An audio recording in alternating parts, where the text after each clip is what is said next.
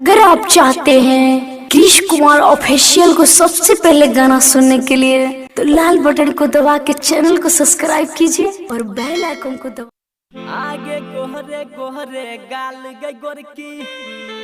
लागै छौसी नुरे आगे 16 के उम्र में तू ता भेल जहर के पूरी आगे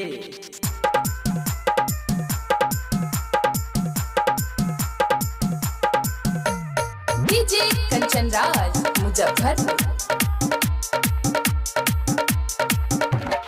आगे छौ तोहर बड़का मिसाल के आगे छौ तोहर बड़का मिसाल के लागल ही दिल करे जसे निकाल के लागल ही दिल करे जसे लागे छौ तोहर बड़का मिसाल के लागल ही दिल करे जसे निकाल के हम दीवाना छियौ गे लगाबाइल है न सोना गे हमारा वाला प्यार के मोहर लगाबाइल है न सोना गे हमारा वाला प्यार के मोहर हे गए लागे छो तोहर बड़का मिसाल के लागे न दिल करे जसे निकाल के लागे छो तोहर बड़का मिसाल के लागे न दिल करे जसे निकाल के हम दीवाना छियौ गे तोहार लगाबाइल है न सोना गे हमारा वाला प्यार के मोहर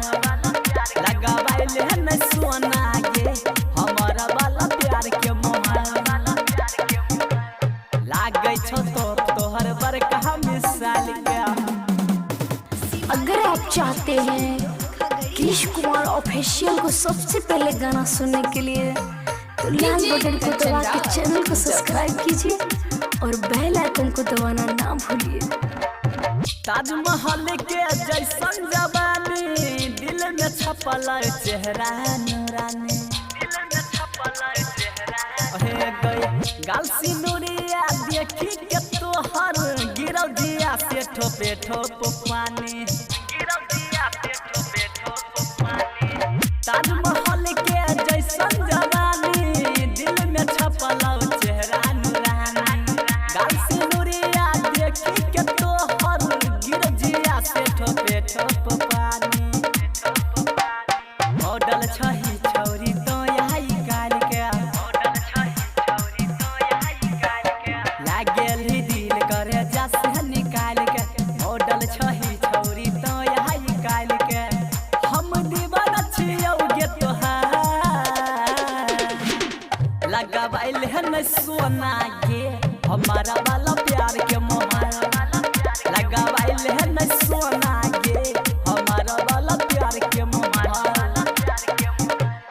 लागे छो तोहर बड़का मिसाल के। Mix by Lalu Bihari. DJ Kanchan Raj Muzaffarpur. तिरछी नजर से देखै छी छौरी गजबे लागै छौ ढोरी कटोरी गजबे लागै छौ ढोरी कटोरी राइटर चंचल प्रमोद देहाती तोड़ देतौ जवानी के तिजौरी तोड़ देतौ जवानी के तिजौरी तिरछी नजर से देखै छी छौरी गजबे लागै छौ ढोरी कटोरी राइटर चंचल प्रमोद देहाती तोड़ देतौ जवानी के तिजौरी सुन के आवाज छौरी तोरा पायल के